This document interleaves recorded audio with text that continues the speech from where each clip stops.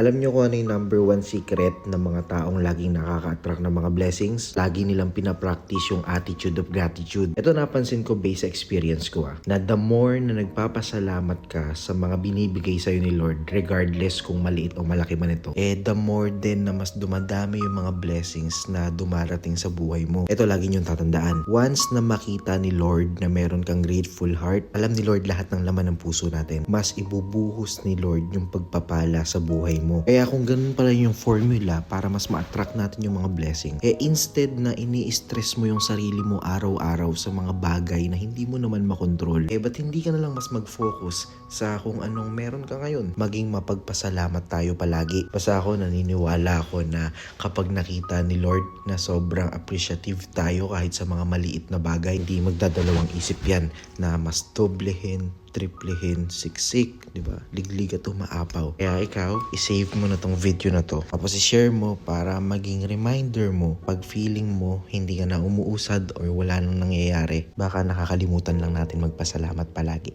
Follow me for more.